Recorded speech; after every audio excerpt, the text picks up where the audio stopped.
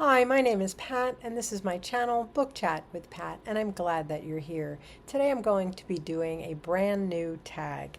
This is the Bookish Elements Tag, and it is a new tag for 2025. It was created by Sarah at My Granny Era, and I was tagged by Sarah. So she says, I am excited to share with you all a new tag I created, the Bookish Elements Tag. This is all about the stuff we use to accessorize our reading. Here are the questions. Number one, how do you feel about foreshadowing or dropped hints? I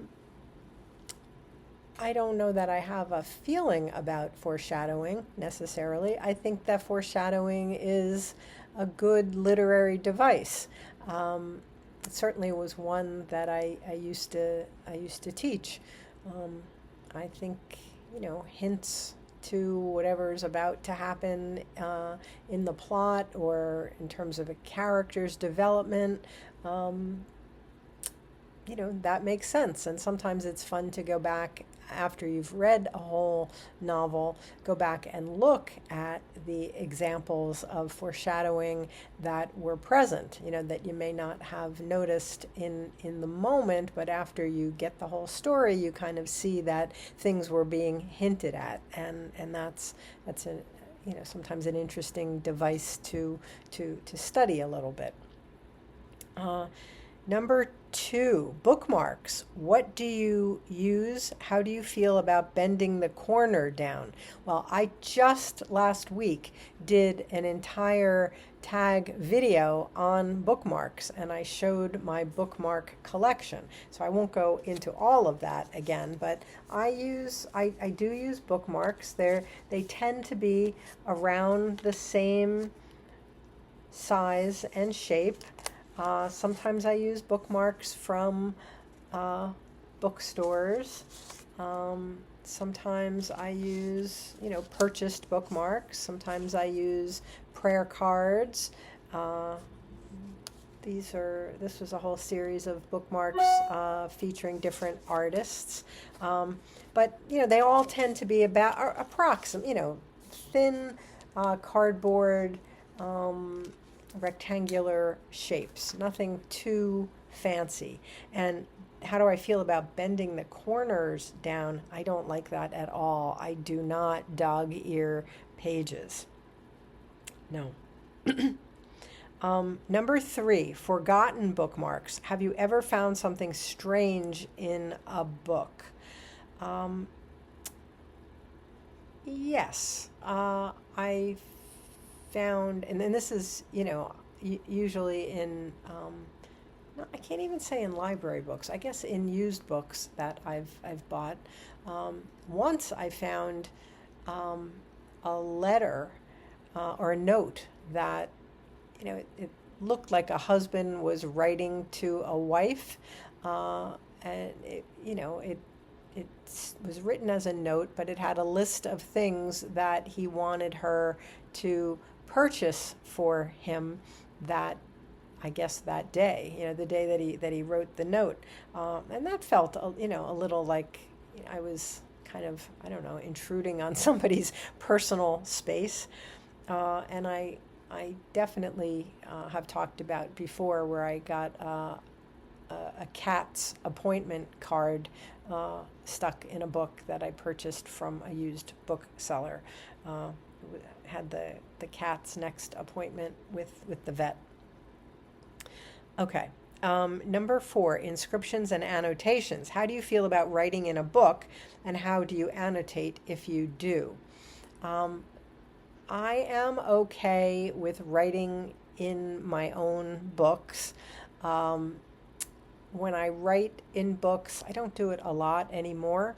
When I was a teacher, I did write in my books because, I annotated like crazy, and I would write notes in my books, whatever I was teaching, and I would have notes to myself of passages that I wanted to emphasize in our discussion. So when I was teaching English, I wrote all over my books all the time. and those are, very precious to me. I wouldn't give those books to somebody else. Those notes wouldn't even mean anything to anybody else, but I do like coming upon them again.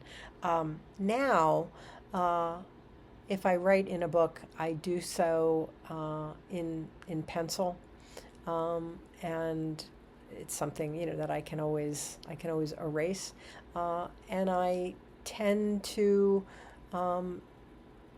make notes as well outside of the book. I always have a spiral notebook going, and I always have a journal going as well, a book journal. So I write about what I'm reading.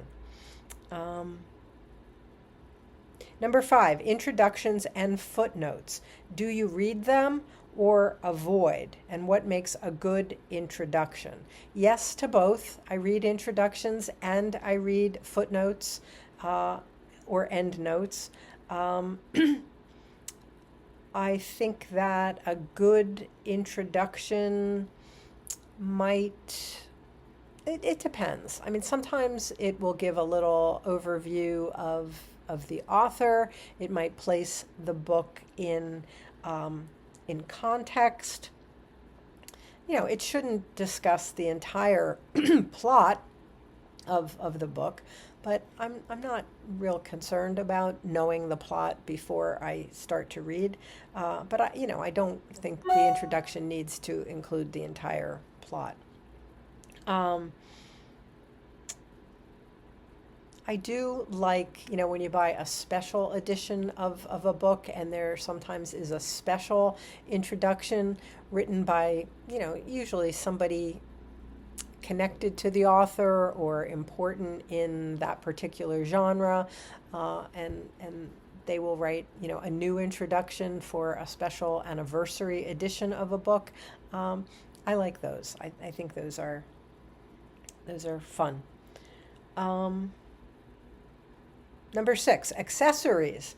Do you use bookish accessories like a clip-on reading light, a book sleeve, annotation materials, a book stand, etc.? Not really. I guess my accessories are just a pencil and the book and a notebook. Sometimes Post-its. Sometimes I will write things on Post-it notes and put those in books. So that would be another accessory. Number 7, art and illustrations. How do cover art and illustrations affect your reading experience? I appreciate beautiful cover art on books, but I don't think it affects my reading experience. And I don't tend to buy books because of cover art. I've talked in other videos. I mean, the only cover art that I don't like is when it's from a TV show or a movie.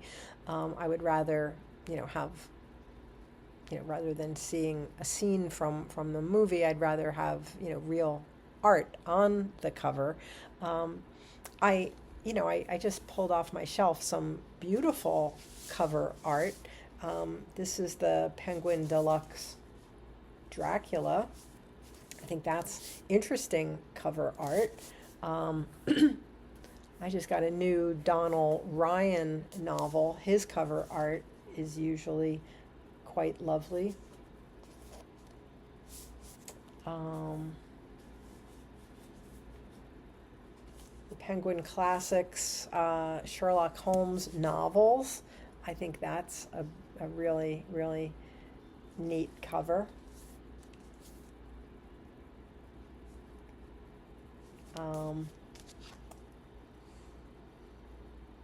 Cover art and design by Adam Simpson. I think that's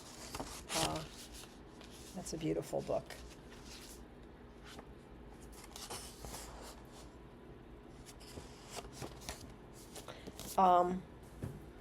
My book group right now is reading Shelby Van Pelt's Remarkably Bright Creatures, where the octopus is a main character. I think that's a lovely cover also.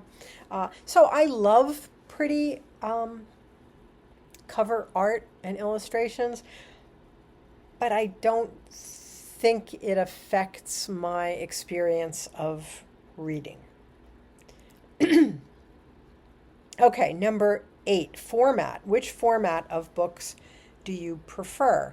Hardback, paperback, audio, digital, and do you do different things for different situations?